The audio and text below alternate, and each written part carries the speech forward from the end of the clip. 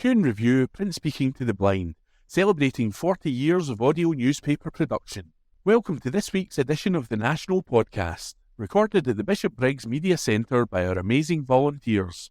You can get in touch with us via Facebook, Twitter or Instagram using @KuhnReview, that is @CuandReview.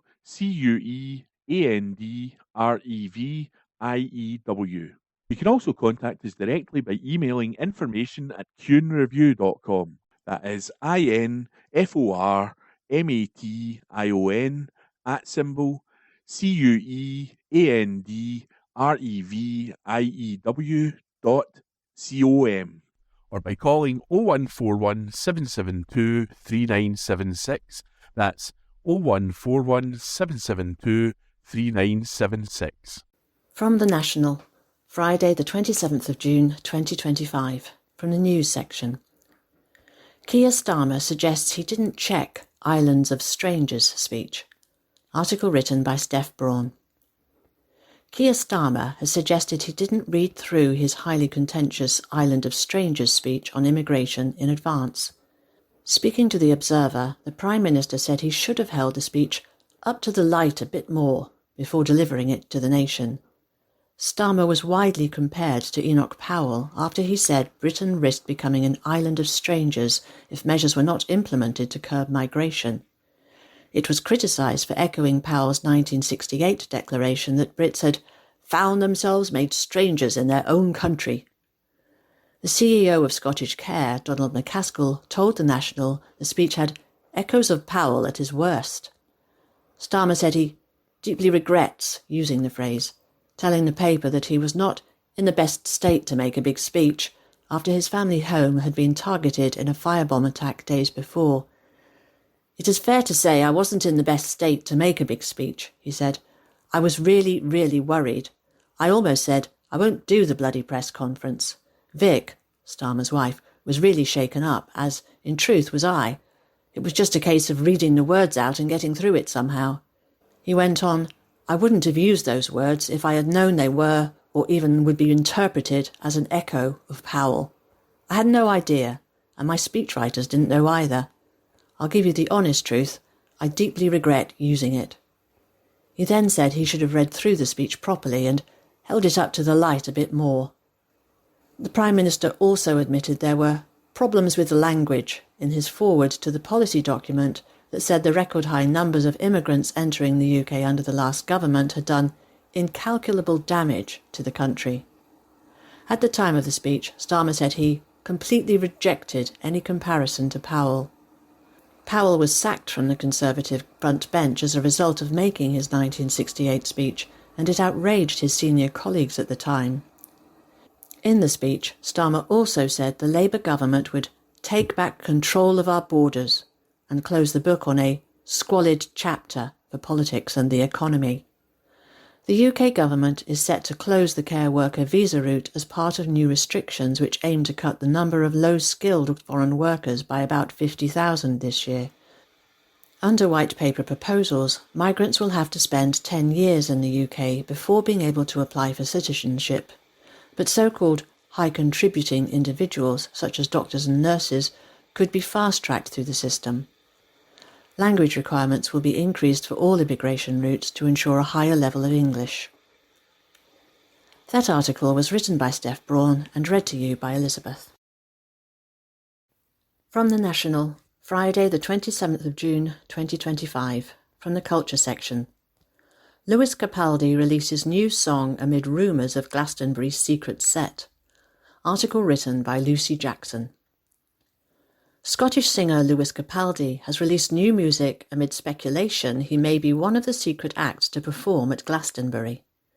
The 28-year-old last performed at Glastonbury in 2023 before taking a break, citing anxiety, and announced on New Year's Eve the same year that he planned to take a hiatus to focus on his health. He has released a new song titled Survive, and alongside a video montage with the song playing, he wrote on Instagram, "It's been a while." Last month, he performed on stage for the first time in 2 years at a charity gig in Edinburgh to raise funds for suicide prevention. Capaldi from Bathgate, West Lothian, has Tourette's syndrome and released his first album in 2019, with a second album following in 2023. On New Year's Eve in 2023, Capaldi said in a lengthy Instagram post that he would continue taking some time to carry on looking after myself. Following this announcement, he would take a break from touring after struggling with his voice during his Glastonbury Festival set earlier in the year. Capaldi explored how the pressures of fame have affected him mentally and physically in the Netflix documentary Lewis Capaldi, How I'm Feeling Now, which was released in April 2023. His critically acclaimed 2019 debut album, Divinely Uninspired to a Hellish Extent, emerged as the biggest-selling UK album of both 2019 and 2020. His hit songs include 2019's Someone You Loved, 2020's Before You Go, and 2022's Forget Me. This year's Glastonbury lineup features a number of acts listed as TBA, with a Friday slot on the Pyramid stage at 4:55 p.m. speculated as one Capaldi could perform in, but this has not been confirmed. Also among the music stars rumoured to be performing a secret set at Glastonbury is New Zealand singer Lorde, whose fourth studio album, Virgin, has just been released. That article was written by Lucy Jackson and read to you by Elizabeth. From The National, Friday the 27th of June 2025, from the news section. Plans for 550 megawatt AI centre with 2,000 jobs at ex-Ravenscraig Steelworks. Article written by Laura Pollock. Plans have been unveiled to transform part of the former Ravenscraig Steelworks into what could become one of the UK's largest green AI data centres. Developers hope the proposals will bring thousands of new jobs and billions of pounds of inward investment to the area. Edinburgh and York-based renewable energy developer Apertura has proposed to develop a major data centre with battery energy storage on 160 acres at the post-industrial site, located in central Scotland, less than 20 kilometres east of Glasgow. It will be powered by 550 megawatts of grid connections, due to come online by 2030. Ravenscraig is one of 5 sites Apertura is progressing across Scotland's central belt. The developer has said it would be a green AI data centre, using constrained wind and solar generation that's often wasted on windy, sunny days. The Ravenscraig Steelworks closed in 1992 and is now one of Europe's largest brownfield regeneration and community creation initiatives. Apertura is working closely with North Lanarkshire Council and site owners Ravenscraig Limited to advance the proposal. It is estimated the project will cost £3.9 billion to build, and an independent socio-economic study calculated that the centre would contribute an additional 0.4% to Scotland's annual GDP once operational, with construction activity delivering a one-off £1.2 billion GVA, gross value added, boost, supporting over 16,000 job years across Scotland. The ongoing annual GVA contribution is estimated at £729 million, supporting 2,399 long-term jobs, direct, indirect and induced. Commenting on the bid, Apertura CEO Giles Hanglin said, "This proposal plays strongly to Scotland's strengths in green energy, in AI, in education and in skills, and would complement the country's significant capabilities in big data and research. We've secured the land and grid, and we're already working closely with relevant organisations locally and nationally to make sure the benefits are widely felt. If we were selected as an AI growth zone, it would be a significant endorsement of our ambition to make Scotland a powerhouse of green, AI-enabled digital infrastructure, starting with Ravenscraig and extending across the central belt." Russell Wilkie, director of Ravenscraig, said, "This is an exciting opportunity for Ravenscraig to be at the forefront of green data centres, which will transform Scotland's renewable power capabilities. With grid connections in place, land secured, and a delivery team aligned, we have a fully viable site within the Ravenscraig Master Plan to meet the UK's AI infrastructure needs. This multi-billion-pound investment project is a platform for national progress, combining energy, digital infrastructure and regional innovation to create tangible economic and social benefits for Scotland and for the wider UK economy, Wilkie said. Development is also earmarked for the site to the east of the Wishaw Deviation Freight Railway line and the remaining vacant employment land known as 748. Strategically positioned within the Ravenscraig Master Plan and with direct access to both the M74 and M8 motorways, 748 is a key industrial and business centre in Scotland's central belt. Ravenscraig has secured support from North Lanarkshire Council over the years, including a new £74 million access road being delivered by the council. That article was written by Laura Pollock and read to you by Elizabeth. From the National, Friday the 27th of June 2025, from the Politics section. Letters. Wealth does not trickle down, we need a well-being economy. By readers of the National. In Dumfries last Sunday, around 50 people heard Gordon McIntyre Kemp explain why a well-being economy will be essential to realising Scotland's full potential once independent, and what the key benefits would be, in particular for people. As things stand, the UK economy has been following a neoliberal approach for many years, with privatisations, deregulation, globalisation, and prioritising government spending to stimulate the private sector at the expense of public services. When Western governments bailed out the banks following the 2007 crash, the rich didn't take the hit.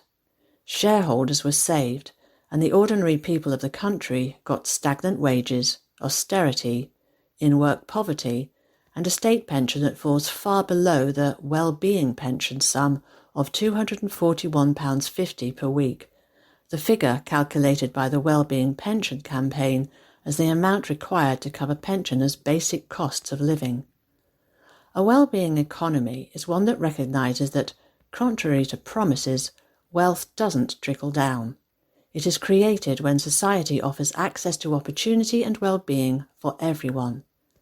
A society that doesn't only measure its wealth in economic growth as measured by GDP, but which gives equal weight to measures for quality of life, equality, fairness, happiness and health.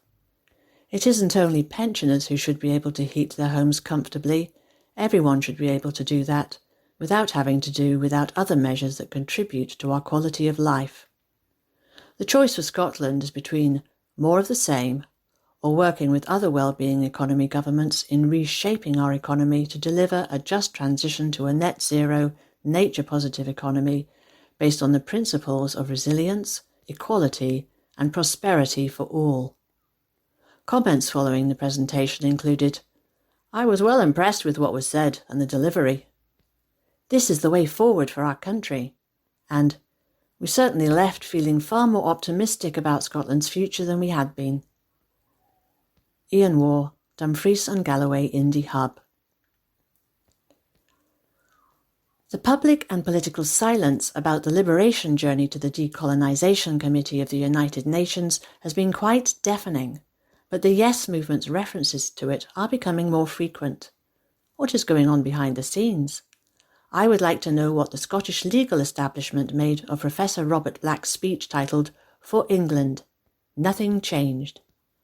But one thing is certain, the political leadership of all Scottish independence parties need to keep up to speed, or they will be in danger of being bypassed by political events. In Scotland, we have been at the mercy of the most accomplished propaganda machine in the world. On the issue of the Treaty and Acts of Union in 1707 and 1708, we have all been forced into one narrow road which takes us to the end point of belief in a union of equal partnership, while being forced into many positions and actions which we do not support, but accept in the belief of Westminster authority and the United Kingdom. Sarah Salyers and her Liberation team have changed all that. Craig Murray, as Liberation's acting Scottish ambassador, has assured us of a warm welcome at the UN and has received declarations of interest by several major bodies, such as the African Union. If it is found at the UN Decolonisation Committee that in fact there is no such thing as the UK, then that will pose problems for the membership of the Security Council, for example. We must have a developed strategy for what our next Scottish step will be to confirm our sovereignty and recover our Scottish parliamentary authority. The actions of the last two Westminster governments have found little support amongst the Scottish population. It is clear from the letters page of our Scottish newspapers that there is serious dissatisfaction with the current situation. Maggie Chetty, Glasgow. I have been a friend and supporter of Craig Murray since his return to Scotland after being sacked by a Labour Foreign Secretary for exposing torture in Uzbekistan when ambassador there. Since then, Craig has devoted himself to the cause of Scottish independence, as well as being a fine journalist, and has proved fearless, whether in front of Scottish judges or Israeli drones. Despite this, a secret ALBA committee has refused him the right to be considered as a candidate for ALBA for next year's Scottish Parliament elections. I believe this is a mistaken decision and should be reversed. The reason for excluding Craig is that he stood for the Workers' Party in last year's general election. Yet Craig did so with Alex Salmond's approval. I know because I talked to Alec, and he told me that Craig had his full support and would be a very important voice for Scotland in Westminster. I was approved as an ALBA candidate last year, but in solidarity with Craig, decided not to put myself forward as a candidate this year. I am calling for ALBA's conference in October to reverse this decision and allow Craig to be an ALBA candidate next year. Hugh Kerr, Edinburgh. From the National, Monday the 30th of June 2025, from the comment section. Richard Murphy, Bank of England is imposing austerity on the UK. The London-based Resolution Foundation think tank issued a report last week that presented a bleak prospect for the UK, and so also for Scotland. It said people across the UK will, on average, see no real increase in their earnings during the 2020s in real terms. This will make it the worst decade for ordinary people in this country since the 1950s, for half of which wartime rationing was still in place. If you think the Resolution Foundation is some wild economic outlier, you're wrong. It is, in fact, very close to the centre-right Westminster establishment and shares much of its thinking. It emphasised this throughout its report by suggesting that what it is predicting is almost identical to what the UK government's Office for Budget Responsibility is saying. What is more, since this report was published, Andrew Bailey, Governor of the Bank of England, has also joined in with this apparent common theme. He, too, says that the economic outlook for the UK is now looking grim. That said, there are of course undercurrents within this dire forecast, but what the Resolution Foundation makes clear is that some people will do better than others during this decade. It will come as no surprise to national readers that it thinks that those with the highest incomes, and most especially those receiving them from investments and rents, will see their income rise. In contrast, it predicts those people living in the lowest earning 10% of households in the UK as a whole will see their income fall by at least £1,500 per annum after tax over this decade in real terms. What this, of course, means is that what the Resolution Foundation is saying is that not only is the UK going to have no real household income growth for a decade, and on top of that, inequality will increase, as will real levels of poverty. Refreshingly, it did not hold back in apportioning blame for what is happening. It was clear that the policy choices made, almost entirely consistently, by both Conservative and Labour governments have contributed to this dire economic outlook, with there being no indication at present that anything will be changed by Labour. The first of these policy choices has been to progressively increase taxation on working households. Rishi Sunak was the primary architect of this, but Chancellor Rachel Reeves is doing nothing to change the policy he set in motion. With personal allowances for tax-free income likely to be fixed over most of the decade now, a great deal more people are paying income tax on ever smaller real incomes as a result. Scotland can do little to correct for this. In addition, in England and Wales, and for differing reasons in Scotland, local authorities are increasing the council tax burden on working households, and most especially on those on low incomes. There is no beating around the bush here. This policy of increasing the tax paid by working households including those with very low levels of income, is deliberate, and it's happening at the same time that the UK government is refusing to impose any new significant taxes at all on any of the income, gains and profits arising from wealth. The resulting injustices are grotesque. The second problem is that interest rates are far too high. The Bank of England is deliberately inflating interest costs in the UK, which are now way out of line with those in the European Union and higher than those in the US, about which Donald Trump is so angry. The bank is doing this with the deliberate intention of imposing austerity on the UK government, because it thinks that unless it does so, inflation will go out of control, while there is no indication anywhere, including in its own forecasts, that there is any chance of that happening. The consequence is that when the bank appears to be intent on punishing households that borrow money, whether for mortgages, loans, credit cards or anything else, these costs have been deliberately inflated, most especially by the Bank of England's quantitative tightening policy, which has seen it sell hundreds of billions of pounds worth of government bonds into the financial markets, not to support government spending, but to simply keep interest rates high. This is having a significant impact on well-being, which the bank appears to be quite happy about. The third reason for this collapse in people's real incomes is the increasing cost of having somewhere to live. Whether this is about rent or the cost of borrowing to buy a house, households are seeing increases in spending on housing that are way above the level of inflation, while not seeing increases in income to match this. This is, of course, a direct consequence of the policies of the Bank of England, because the interest rate increases that underpin both rent and mortgage costs are unnecessary. Without a change, the consequences are inevitable. People's real incomes will continue to fall because of the cost of putting a roof over their heads is continuing to rise. Our income is being extracted from us by bankers and landlords, and there is nothing we can do about it. Finally, real household incomes are suffering because government services are failing. The poorest households, who most often need financial support for reasons of poor health and disabilities, are suffering badly as a consequence, although the report does notice that Scotland does better in this respect than do England and Wales. In addition, because the UK government is deliberately underfunding so many services, people are having to pay for things that were, in the past, paid for by the state. The result is yet more pressure on household incomes available to spend on anything else, such as putting food on the table, paying energy bills, which the government is allowing to rise disproportionately, and simply living. There are three consequences of this economic stagnation.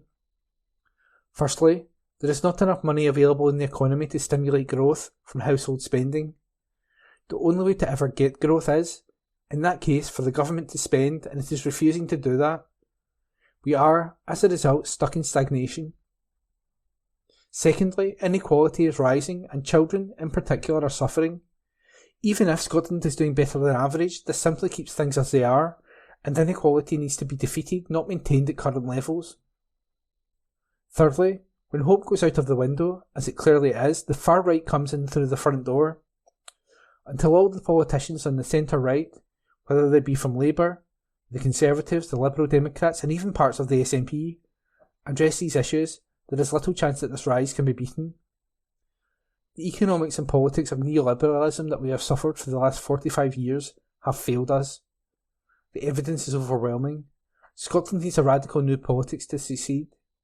But are any politicians willing to talk about that?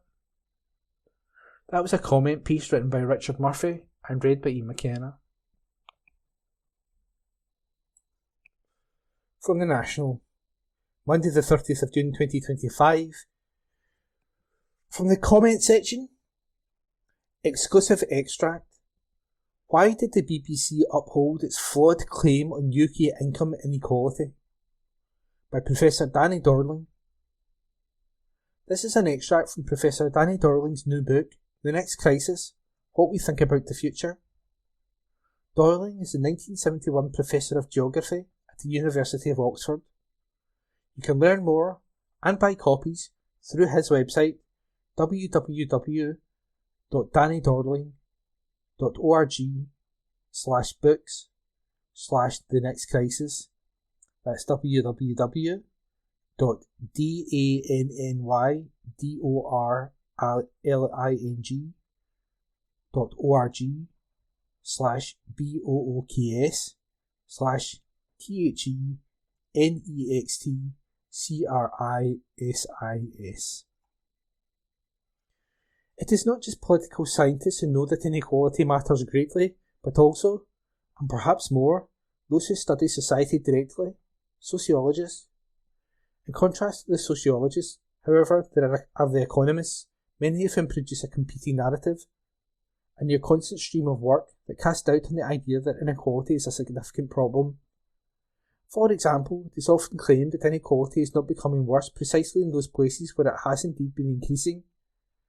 On the 2nd of December 2022, in a programme titled Understand the Economy, broadcast in the UK and BBC Radio 4, a claim was made that inequality in the UK had been falling since the 1990s. A listener commented, and on the 2nd of March 2023, their complaint was dismissed by the Executive Complaints Unit, ECU, of the BBC. A listener complained that presenter Tim Harford has suggested inequality in the UK was not getting worse and should not be thought of as a problem. The ECU considered whether the programme met BBC standards for due impartiality. This was despite Mr Harford's comments at the end of the programme, when he said, "Next time you hear somebody complaining that the inequality is getting worse, you'll know to ask them which measure they are using, and you'll be able to call them out." So, what had actually happened to inequality in the UK? Harford was comparing the median incomes of the top and bottom quintiles of the population, using statistical measures that completely exclude the poorest tenth and richest tenth of all people. If you ignore the best of 10% of people in the UK, who take about 40% of income every year, as the BBC did, based on Harford's chosen statistics, you could indeed claim that inequalities have fallen among the rest of us. Conservative chancellors have used the same method as Harford in most of the UK budget speeches of the past decade, but the take of the top 10% remains stubbornly high, and even rose between 2010 and 2019. Those of us living in Britain were at peak income inequality when the pandemic hit, and that particular crisis did little to dent it. It was only when the pandemic began to subside in 2023 that inequalities might have begun to fall. We do not yet know. The complaint had nothing to do with wealth. Harford was using a very odd, flawed measure of income inequality. Why would the BBC uphold the suggestion that income inequality has been coming down since the 1990s? I suspect this is because they and their presenters simply believed it to be true. But how could they believe it to be true when it was so easy to see that it was not? The reason they could believe it was that among a very small, very tight circle of people, mostly living in London, and a few, like Harford and Oxford, this myth had become accepted as truth. It is not only the level of inequality that matters, but whether we accept it as an inevitable and unchangeable condition of life. Sadly, some people see inequality as desirable because they think they are worth more than others. The UK has an abysmal record in inequality, save for a few remarkable decades from the late 1930s to the end of the 1970s. So, if you have a rose-tinted view of British history before the 1930s, and its politics since the 1970s, you might believe that high inequality is not a problem, but an indication that some people deserve more than others, that tall poppies, as Mrs. Margaret Thatcher called people like her, should be allowed to grow even taller. Harford's programme is just one of many examples where establishment organisations, including the BBC, suggest that inequality has not risen and is not something the public should worry about. Poverty and inequality never feature as subject areas on the BBC News website banner. Instead, various wars, the cost of living, and the climate are its staple news topics. Other establishment organisations accept that inequality has increased, but essentially say we just have to live with it. One reason levels of inequality and poverty are so often ignored by commentators is that it can be difficult to be sure whether they are currently rising or falling. One source suggests that recently, the take of the best of 1% in the UK may have fallen to 13% of all income, a third of which the entire top 10th take. However, Britain's 1% may have also become better at hiding their income and not declaring it for tax. In Sweden, by contrast, taxation is a far more public affair. Anyone can find out how much tax any other individual paid last year, and it is consequently far harder to avoid. What any long-term graph of income inequality shows is that inequalities were terrible everywhere in the 19th century, except for a time in the US. In most Western countries, inequality is now higher as compared to the best times in living memory. So most of us, rightly, worry. Humans are sensitive to slights. They may not know just how much the rich are taking, but they know what they themselves cannot afford. That was a comment piece written by Danny Dorling. From The National, Tuesday the 1st of July 2025, from the news section. King's Edinburgh party disrupted by huge anti-monarchy protest. Article written by Lucy Jackson. A party being hosted by the King in Edinburgh has been disrupted by a huge anti-monarchy protest. Campaign group Republic staged the demonstration outside Holyrood Palace, the King's official residence in Scotland, in the capital on Tuesday afternoon. Several members of the group held up a sign reading "Not My King" on a hill, which overlooked the palace while the King and Queen were hosting a garden party. As the sign was unveiled, "God Save the King" could be heard playing from the palace, signalling that the King and Queen had joined the party. A few moments later, a military band could then be heard performing ABBA's Dancing Queen. The demonstration comes after Republic campaigners gathered to protest outside Holyrood Palace earlier on Tuesday as the King and Queen arrived. The pair are in Scotland until Friday, where they will carry out a series of engagements for Royal Week, which is when the monarch traditionally spends a week in Scotland every year. Protesters were seen holding several signs and chanting "Not My King" and "Down with the Crown," with several cars passing by also sounding their horns in support.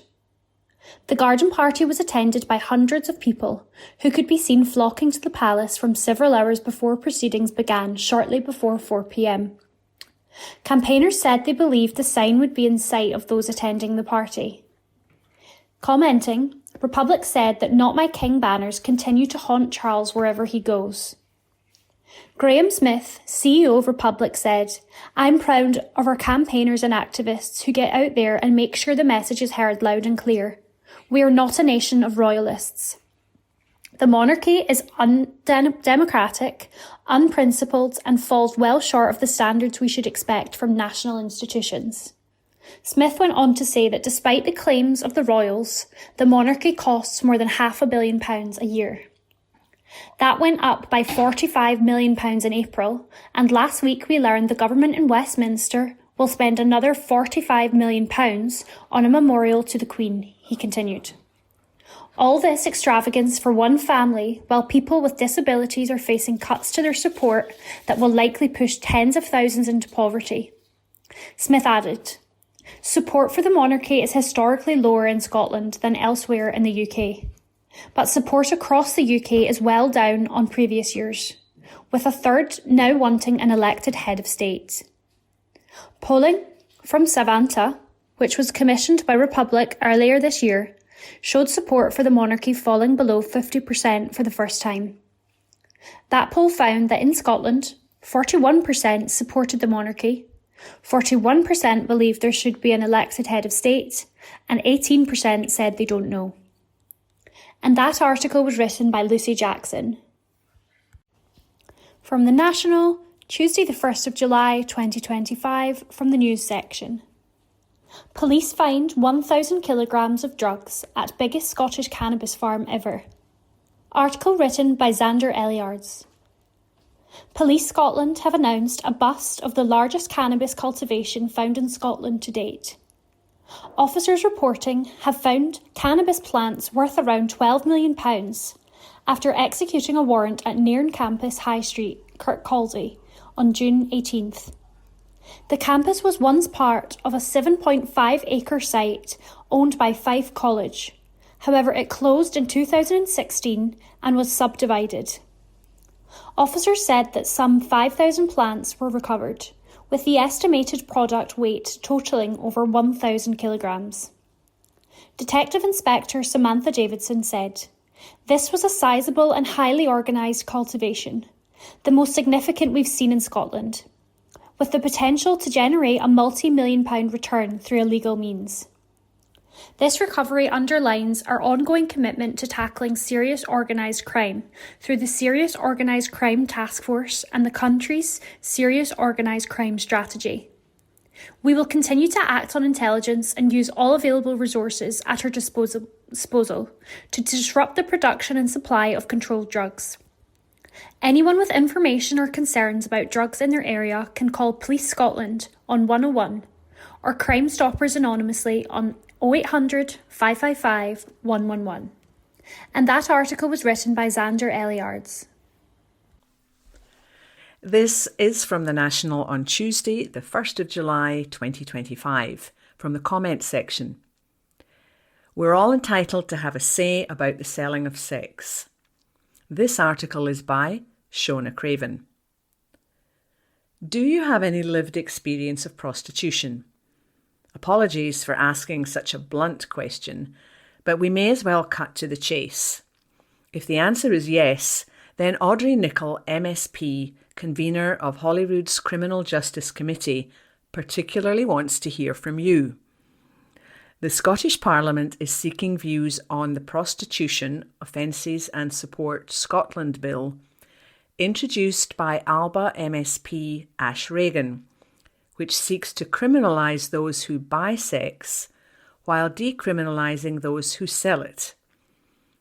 The call for views will run throughout the summer. After stating that we want to hear from a range of voices on whether they welcome these provisions, Nicholl added, "We're particularly keen to hear the views of people with lived experience." She did not elaborate on whether she meant people with experience of selling sex or of buying it. Perhaps it should go without saying that both of these groups should have a say. After all, if any other legal activity was to be criminalised, it would be reasonable to consult those likely to face prosecution as a result, or who are likely to be deterred from continuing with the activity. The bland modern term, people with lived experience, serves to obscure some fundamental disagreements between those who support Reagan's bill and those who oppose it. As I detailed in this column, when the bill was introduced, the very terms of debate, including the title of the bill, are hotly disputed to the point that asking for views from prostituted people or sex workers would be seen as taking a side. But Nicholl's words do that too, suggesting as they do that those directly involved in prostitution might carry more weight. The phrase lived experience has become ubiquitous in policy-making circles, despite the lived part often being redundant. Can one have, for example, experience of disability that is not lived? The phrase is intended to distinguish between life experience and academic knowledge or expertise, but arguably the latter should never have been described as experience to begin with.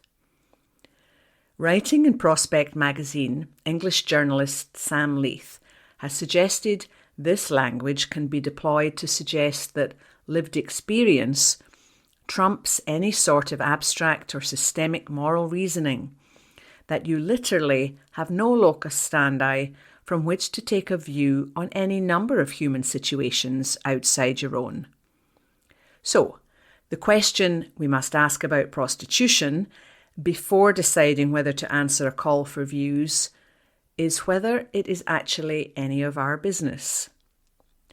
Scotland for Decrim, a grassroots campaign group that has formed to oppose Reagan's bill and call for full decriminalisation of sex buyers and sellers, views this as a workers' rights struggle. It considers its membership, with its lived experience, to be the authority on the subject to whom politicians should refer. Addressing the Criminal Justice Committee last week, Reagan made clear why she entirely rejects the suggestion that prostitution is just another job, and that prostitution policy does not affect wider society. This isn't about sex. This is about male entitlement, the belief that sexual urges deserve infrastructure tolerance, and access to women's bodies, she said. And that belief doesn't just harm the women in prostitution, it harms all women. She is quite right. Reagan is seeking to improve the lives of women with prostitution-related convictions by legislating to wipe these from their records. An aspect of the bill that is giving Community Safety Minister Siobhan Brown significant and deep concerns, largely, it seems, on the grounds of potential costs. Reagan's opponents argue that the criminalisation of sex buyers would increase the danger of selling sex, as it would push the sex trade further underground, make the vetting of clients more difficult, and deterring the good ones from buying sex at all. This deterrence and demand reduction is, of course, a key aim of the Nordic model approach that Reagan is advocating, and her opinion is clear. Good men don't buy sex. That is a myth. This debate will be shaped by the views submitted and also by contested evidence from a range of other jurisdictions, all of which vary in the way they collect data about prostitution. The two sides could argue ceaselessly about what the evidence shows or doesn't show, but ultimately what this comes down to is that one side wishes to deter men from buying sex and the other most certainly does not. A frequent refrain is that prostitution has always existed and always will, and some believe a harm reduction approach is both proportionate and realistic. But what this amounts to is a demand maintenance approach, where the state gives tacit approval to some men buying sex because they provide desperate women with sufficient income that they won't need to sell sex to other, even worse men, ones who might murder them. We're all entitled to a view on whether that is an acceptable way to reduce harm, and whether that is the kind of society in which we wish to live. And that article was written by Shona Craven and read by Lynn McNeil. This is from The National on Tuesday the 1st of July 2025, from the Culture section. How Scottish women led the fight to save their factories in the 1980s. This article is by Charlie Lynch.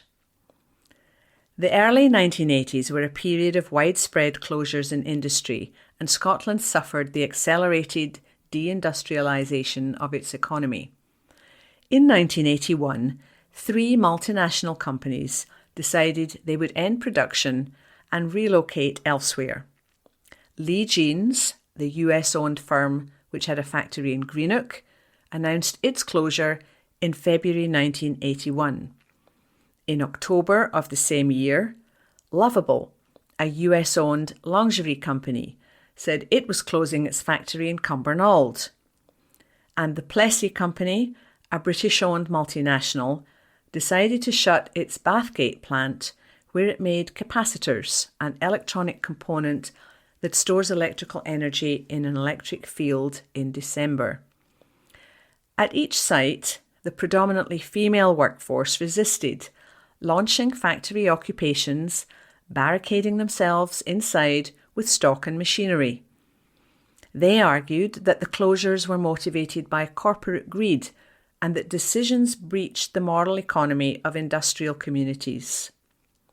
All were, to varying degrees, successful, and production continued. I spoke to historian Andy Clark about his book, Fighting Deindustrialisation, Scottish Women's Factory Occupations, 1981 to 1982. First, I asked him to tell me about how his own life experience and circumstances have influenced the kind of history he studies. He said, "Many historians are interested in knowing more about their communities and how the places where we live and work came to be how they are. I was born and brought up in Greenock and have always been fascinated by the history of the town and the broader Clydeside area from ancient times to the present, and particularly how the river has shaped these communities. Growing up in the 1990s, Clark saw the area changing and wanted to know more. When he was considering a career as a historian, he knew he wanted to focus on places such as Greenock, Newcastle and Detroit. I wanted to know more about how these areas and the people who live within them had changed over the recent past, he said. Politically, I was motivated by an anger at what had been inflicted on them by the movement of global capital and political choices framed by greed rather than care. I wanted to analyse how working class people have fought and continue to fight against the harms inflicted from above. Clark's book tells of discontent between popular representations, memory, and stories of successful resistance to closure by female workers. Broadly, he explains, received history is a story of male workers fighting against Thatcher and ultimately losing their industrial employment, ushering in the era of neoliberalism and industrial contraction. Rather, we see groups of women workers with little to no trade union experience or a history of militancy, fighting back against the global movement of capital and succeeding. This is a counter-narrative of deindustrialisation in Scotland, which, while in no way invalidates the popular history, does illustrate the complexity of a class struggle at this time. The dominant historical narrative of deindustrialisation is masculine. Figures such as Arthur Scargill and Jimmy Reid leading miners and shipbuilders against the government and being involved in clashes with the police. This is often assumed and reinforced by TV and film, telling the story of male workers, while statues commemorating industry are also masculine. There's minimal space in this to consider women who worked in textile mills, clothing factories, and light electronics, who also experienced the brutality of deindustrialisation, and, in these three cases, fought a militant struggle in opposition. I tried in the book to recover these experiences, using oral history interviews to understand the motivations of the workers and how they now reflect on the importance of the action that they took. And the overarching theme that emerged was that the majority of the interviewees didn't recognise the importance of what they did in the broader history of Scotland in the last 40 years. If society largely forgets these actions, and there aren't memorials, TV shows, and reminders of their significance, even those involved slowly forget their own importance. My main argument in the book is that these three occupations, given their proximity, that they involved workers struggling against massive corporations, and that they were all successful, should be seen as one of the most important periods of Scotland's recent history. So, how can this precarious public memory be addressed, and what can these women's struggles in the early 1980s teach us today?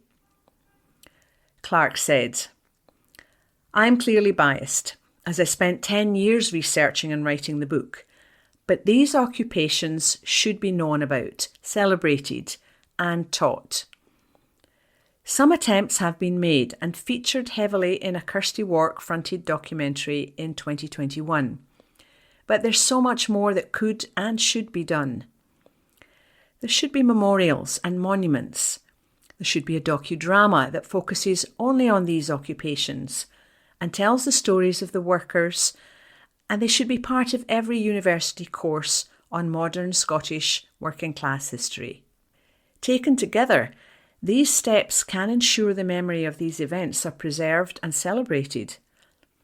I would welcome anyone with expertise in these fields reaching out to me to discuss how we can do this." Since his book was published, Clark has continued to investigate deindustrialisation. I've become increasingly interested in how the deindustrialisation of the later 20th century impacts contemporary society and the ways in which the long-term legacies continue to shape lived experience, he tells me. And I've done work across Britain attempting to understand how places affected are shaped by their recent pasts, particularly those forgotten communities that have been left behind in the name of progress and then blamed for the ills of addiction, poverty, unemployment and crime. I'm currently writing a number of articles that aim to demonstrate the link between the violence of industrial closure, political choices and the resulting label of multiple deprivation. They centre on the narratives, memories and experiences of those who live in these areas, rather than looking from the outside and assigning labels and assumptions. And that article was written by Charlie Lynch and read by Lynn McNeil.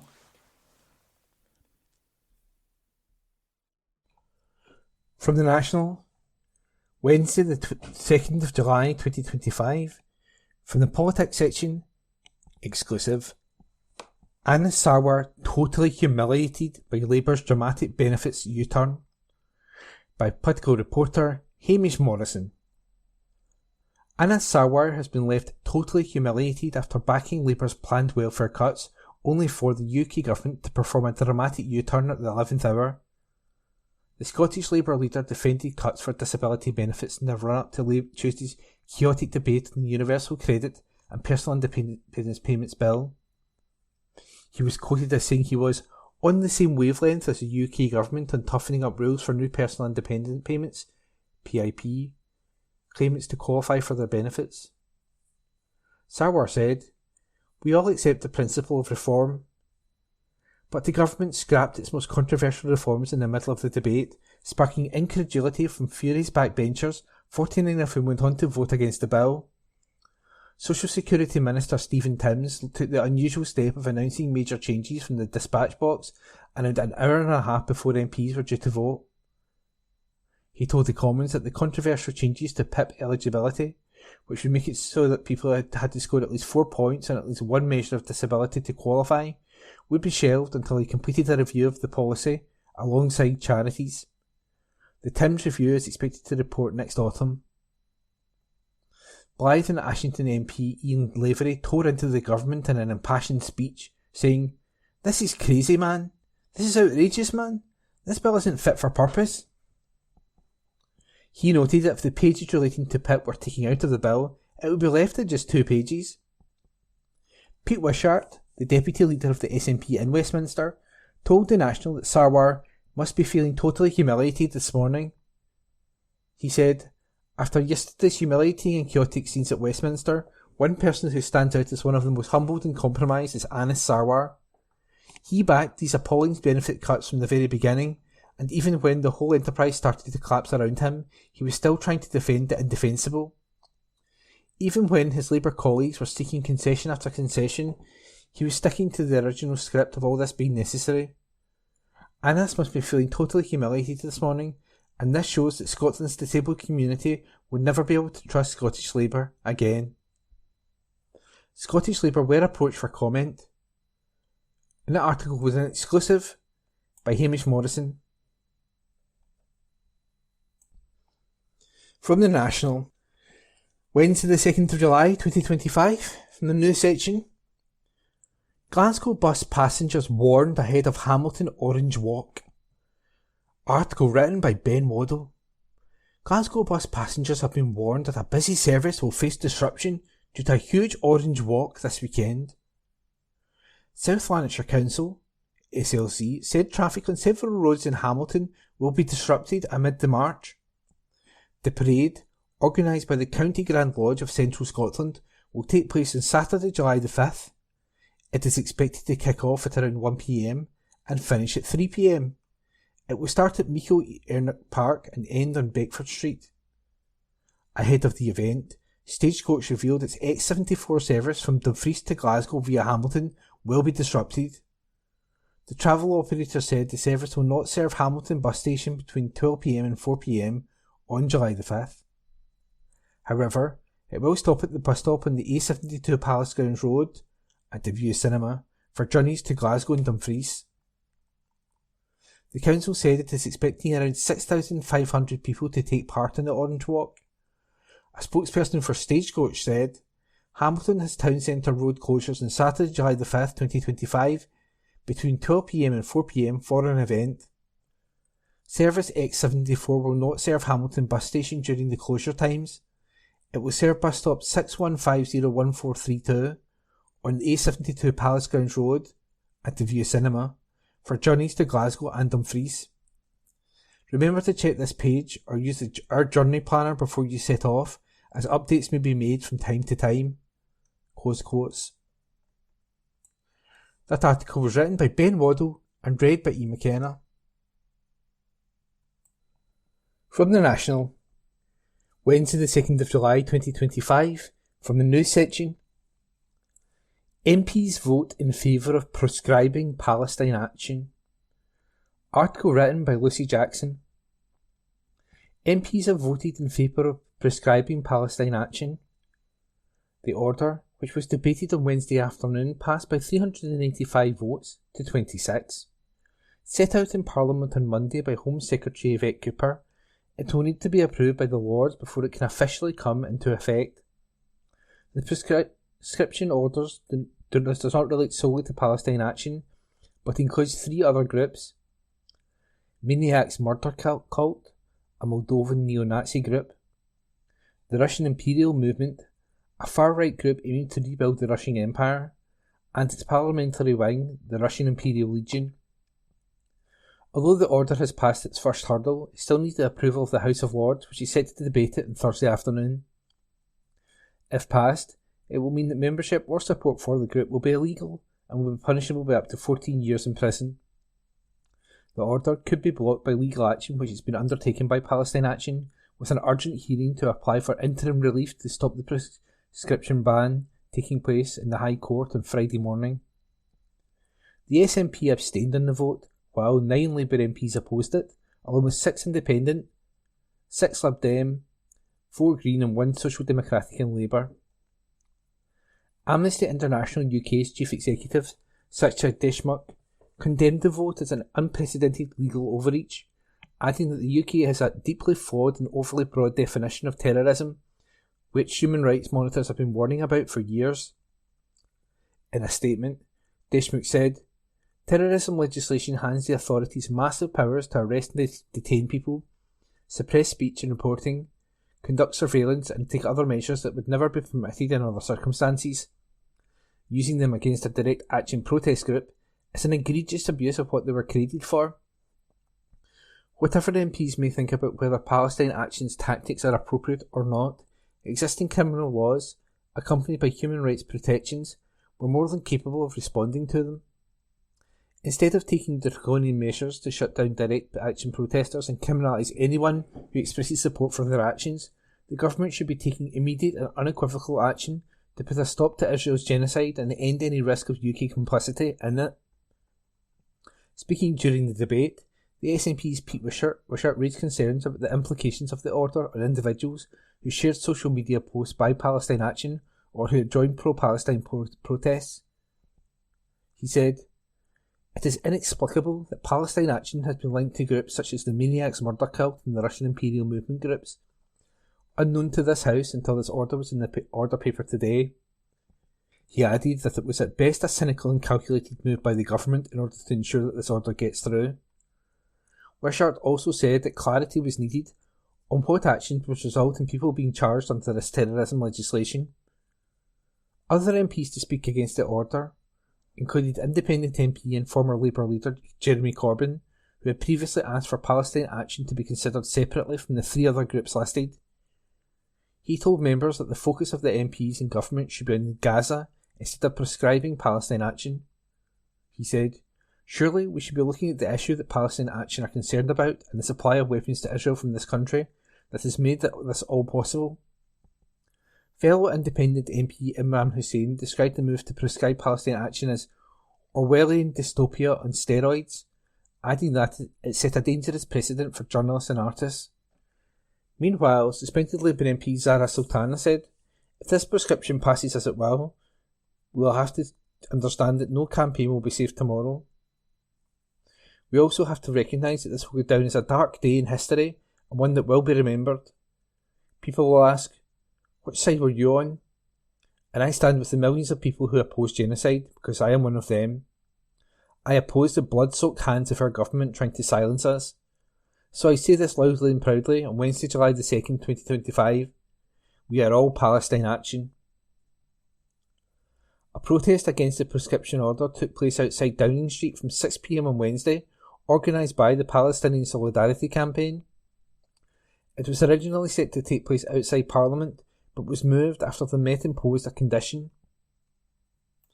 That article was written by Lucy Jackson and read by me, Ian. From the National, Wednesday the 2nd of July 2025, from the news section. Second man charged after person hit by car in murder bid. Article written by Ben Waddle.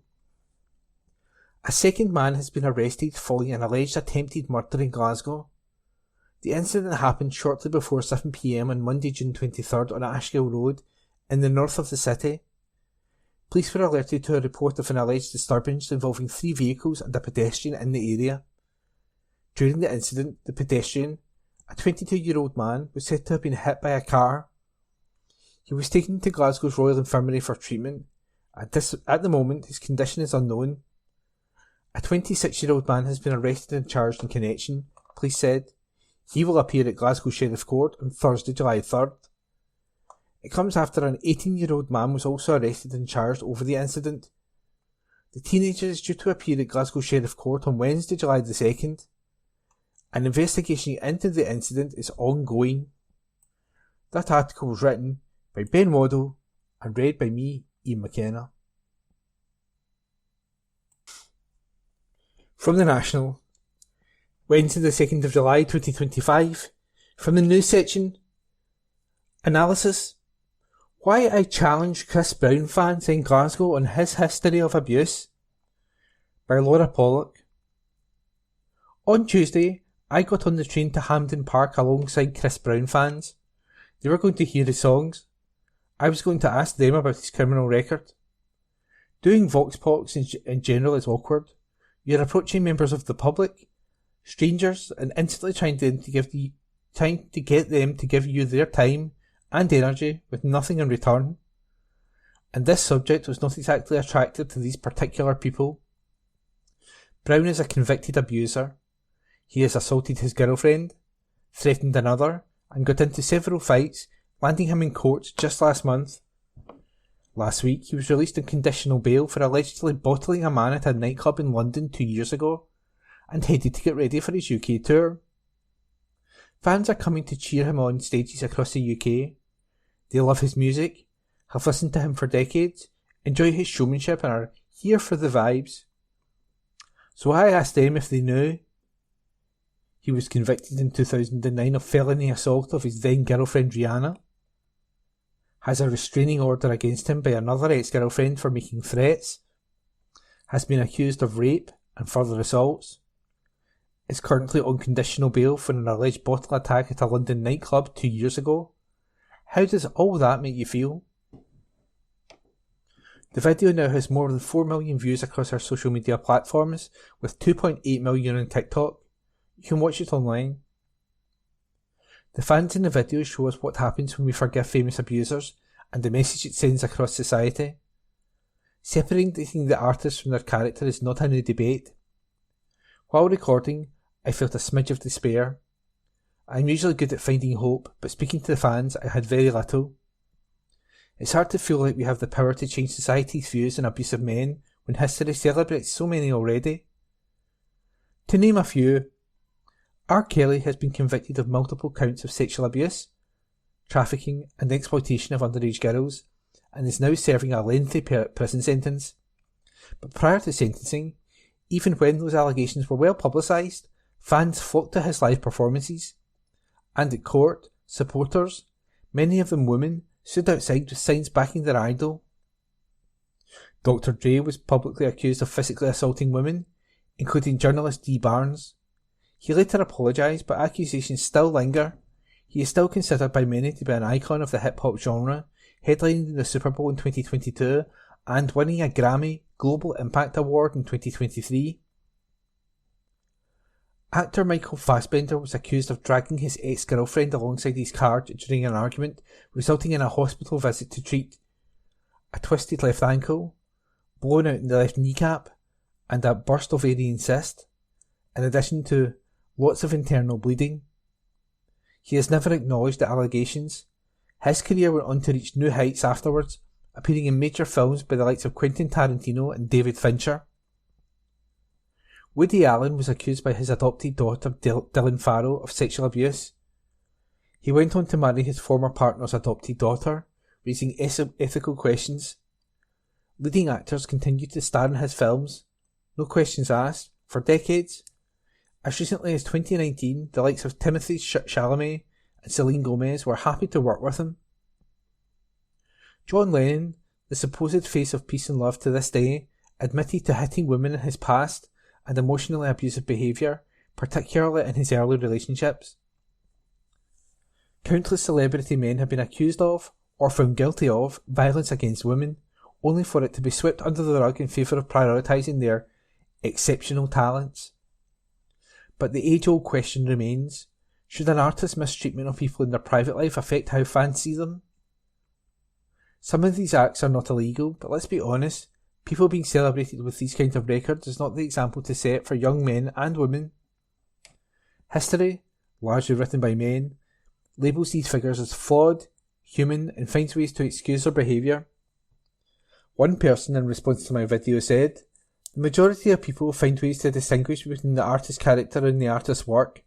I don't think they're necessarily wrong in doing that. I grew up listening to Gary Glitter. Still love that music, can't and won't forget it, but know that he's a deeply evil man. It seems humanity can live with duality." How much responsibility do we, as consumers of music, film, TV and the arts, have when it comes to an artist's bad behaviour? Are we supporting it by continuing to support them? It's one thing to listen to music on Spotify or stream a comedian on Netflix. It's another to actively dismiss their violent history to make yourself feel comfortable in doing so. And what kind of message does it send to victims of domestic violence or assault to see men like Brown, or Glitter, or Dr. Dre selling out stadiums with fans eager to gloss over their past? Does it suggest that justice for survivors is important to our society? In my view, an artist's talent should not be the only thing people see. Their incredible voice, dancing skills, acting ability does not negate the hurt caused to others. That article was written by Laura Pollock and read by me, Ian McKenna. This is from The National on Thursday, 3rd July 2025, from the Culture section. Essential repairs begin on 600-year-old castle in Outer Hebrides by Alistair Ferguson.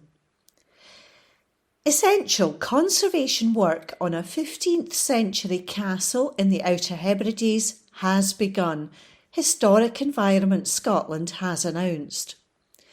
Once the stronghold for the Clan MacNeil, Kissimmel Castle and Castle Bay on Barra has been closed to the public for 5 years. Conservation work on the historic building to allow visitors to visit once again has started this week. The works will look to employ new interventions to address concerns with the concrete and its internal reinforcement bars. A secondary structure will be installed beneath the existing concrete using non-ferrous materials, timber and blockwork, which will be more suited to the aggressive maritime environment. This will allow HES to safely carry out further necessary works to the interior of the castle, with the conservation plans estimated to take about 3 weeks to complete. The beginning of the conservation work follows an intricate operation to temporarily relocate historic objects from the Great Hall to ensure their protection while the works are underway. The artefacts, which are owned by the MacNeil of Barra, include 6 muskets, 2 halberds and an impressive armorial. The muskets and halberds were stamped with the dates from 1742 and 1743, dating them back to the time of the Jacobite risings.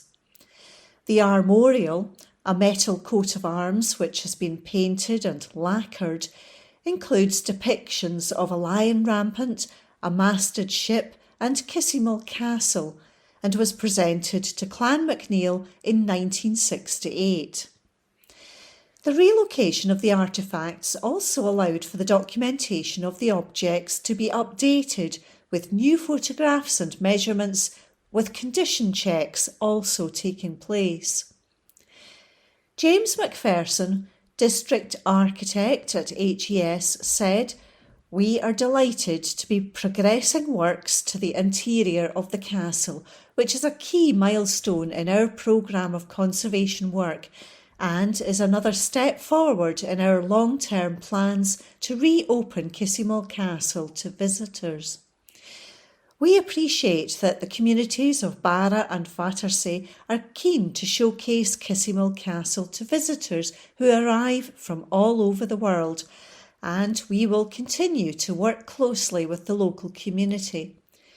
We are pleased to run free seasonal boat trips around the bay and castle again this year and hope visitors enjoy exploring the wider area while access to the castle is currently restricted.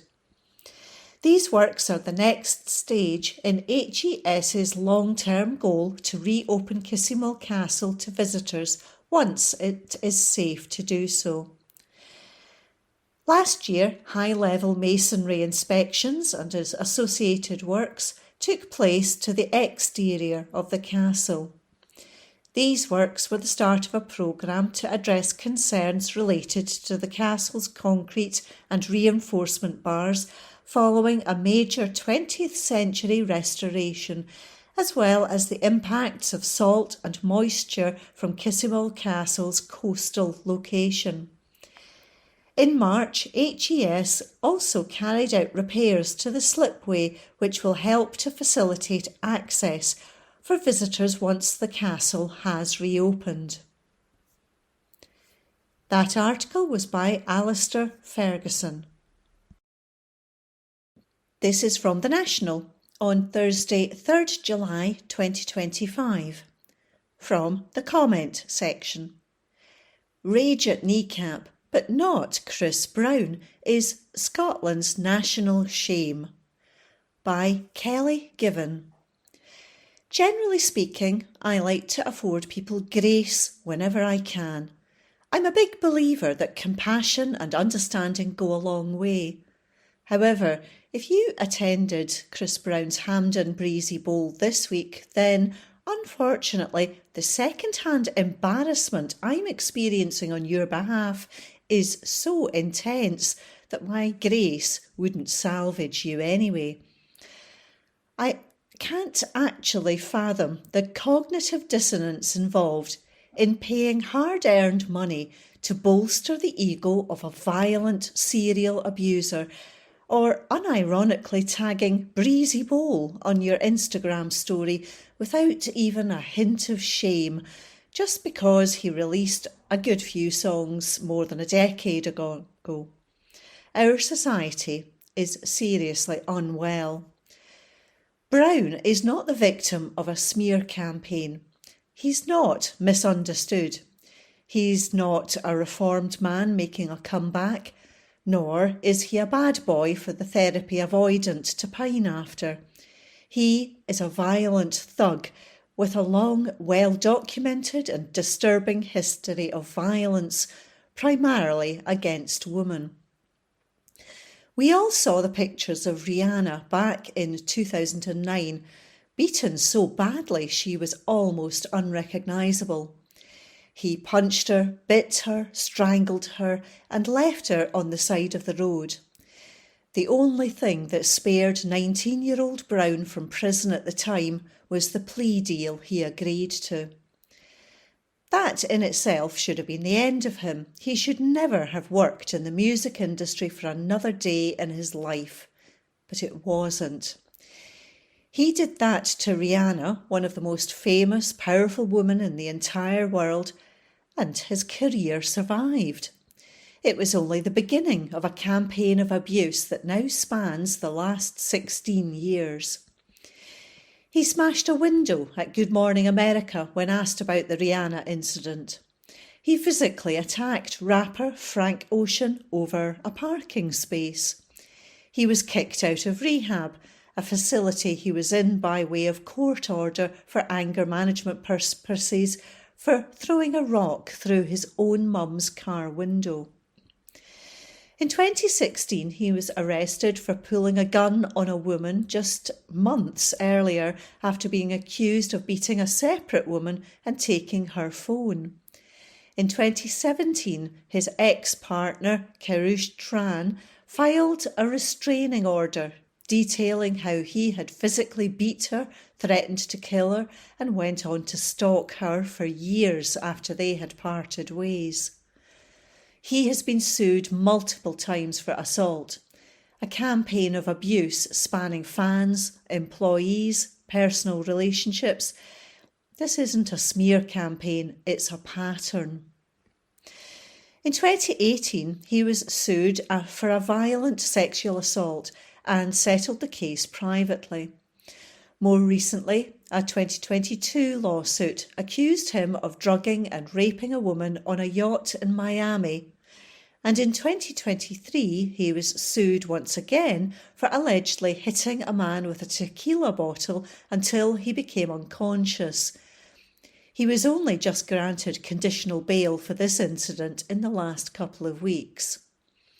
This isn't reform, this is a pattern, and it is one of a violent abuser who uses his power and resources to evade the consequences. And it's the fault, at least in small part, to the people who queued up to listen to him sing forever because they couldn't resist the nostalgia. I grew up in the Chris Brown era. At one time, I would have called myself a fan. I loved his early music. But since when did a few good songs supersede our fundamental morals?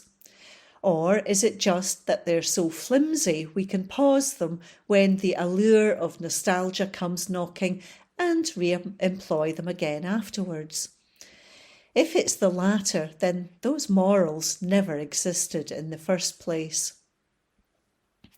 The fact that the majority of the crowd was women makes this even harder to swallow. Our subordination to misogyny and our refusal to deny it power is damaging to no one but our own gender. In fact, it depends on our subordination to thrive, and thriving it is. Brown's career should have ended in 2009. Failing that, it should have ended almost every year since, with each passing allegation. Instead, he's selling out our national stadium and that of other countries to a baying audience of adoring fans, as though the people he hurt don't matter. And what of the message this sends to survivors? If your abuser is famous enough, rich enough, talented enough, then your pain doesn't matter. If abuse can be excused for the rich and famous, it can be excused for the everyday person too. This isn't just about Brown. It's about a wider culture that rewards powerful men for being predators and teaches young men that violating women and exuding rage will serve you well in life. Every time you stream one of Brown's songs or buy tickets for his embarrassment of a tour or even share it on your social media, you're telling survivors, particularly those in your own life, that their abuse is forgettable and forgivable. It's not. Brown won't notice you were at Hampden. He doesn't know your name, and he doesn't care that you like his music. But the women in your life who have survived abuse or lived in fear of a man like him do. They will see your inability to label it a deal breaker, and what they will take from it is that you don't think abuse of this kind is important enough to merit real consequences. You won't even sacrifice a night of Naughty's music to stand up to it. That, at the end of the day, their pain is a footnote to your entertainment. I'm not saying that people can't change. I believe in rehabilitation. I believe in redemption. But Brown has never truly shown an interest in either. Not once has he owned up to the full extent of what he's perpetuated. Instead, he's doubled down, victim-blamed, and continued to emulate violence and chaos time and time again. This is who he is. Whether he's talented or not doesn't matter. Breezy Bowl was a national embarrassment. Scotland prides itself internationally on being progressive and feminist, yet we rolled out the red carpet for a man of his nature and with his history. And not even a month after our First Minister said that Kneecap shouldn't perform at Transmit. So we draw the line at anti-genocide campaigns, but not at campaigns of violent, misogynistic abuse. We need to give our heads a wobble. I don't think it's possible to separate the art from the artist. The artist is the art, whether we like it or not. It might not always be a comfortable realisation, but realistically, not being able to dance to a song you liked 15 years ago is hardly a sacrifice in the face of what Brown's victims have endured. If we want to be the kind of country we say we are, we need to do far better than this. That article was by Kelly Given. This is from The National on Thursday, 3rd July 2025, from the Sport section. Cam Norrie roars into third round by downing 12th seed at Wimbledon. By Martin McMillan.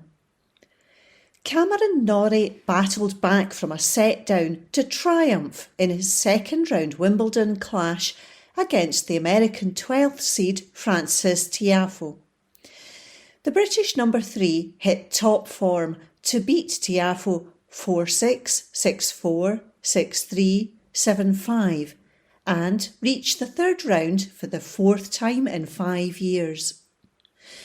Norrie was broken in the fifth game of the first set to put him on the back foot, but the 29-year-old seemed energised by a vocal Court 1 crowd in the second, which saw his rival fail to follow through on a 3 break points of 4-4, a shortcoming that allowed the 2022 semi-finalist to rally and get a break of his own to level the match. Norrie's forehand began to cause the American plenty of problems in the third set, but after breaking Tiafoe's serve, he was swiftly broken back as the bog-serving American relied on his ability to gain points via aces. The tables were then turned once again when Norrie broke serve, again courtesy of his huge forehand, and proceeded to successfully serve for the third set. Tiafoe then disappeared off court for a lengthy comfort break, coming back in a fresh outfit to face a fourth set with an opponent who was clearly warming to the task. Though trailing, the American did not fold easily, and break points were passed between the pair, with the momentum looking at times to be favouring Tiafoe as he threatened to regain control of the match. Norrie held his nerve, however, and blips from his adversary meant he was able to pull off a mighty victory and book a likely clash with Queen's finalist Jiri Lehecka in the third round. That article was by Martin McMillan.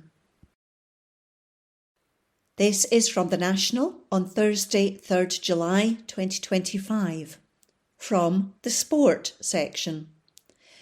Liverpool release statement after tragic Diogo Jota passing. By Josh McCafferty. Liverpool have released a statement after the tragic passing of Diogo Jota. The 28-year-old lost his life in a road traffic accident in Spain this morning alongside his brother Andre. Jota won the English Premier League title with Liverpool last season, and the Anfield club have since addressed his death. Liverpool Football Club are devastated by the tragic passing of Diogo Jota, a statement read. The club have been informed the 28-year-old had passed away following a road traffic accident in Spain along with his brother Andre. Liverpool FC will be making no further comment at this time and request the privacy of Diogo and Andre's family, friends, teammates and club staff is respected as they try to come to terms with an unimaginable loss. We will continue to provide them with our full support. It follows the Portuguese Football Federation's expression of condolences over the accident. The Portuguese Football Federation and all of Portuguese football are completely devastated by the deaths of Diogo Jota and his brother Andre Silva this morning. In Spain, a statement read. Much more than an outstanding player with nearly 50 caps for the national A-team, Diogo Jota was an extraordinary person, respected by all colleagues and opponents. Someone with a contagious joy and a reference in his own community.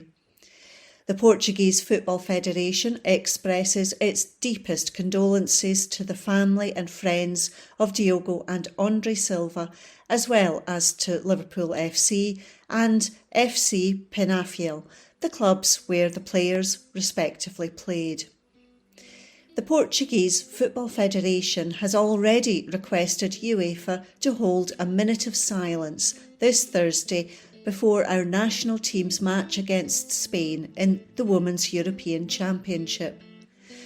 We have lost two champions.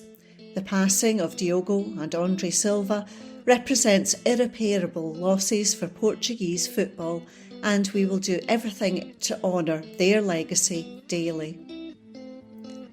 That article was by Josh McCafferty. That concludes this week's edition of the National Podcast. Please remember to subscribe to our channels at Tune Review and to tell your friends about our service.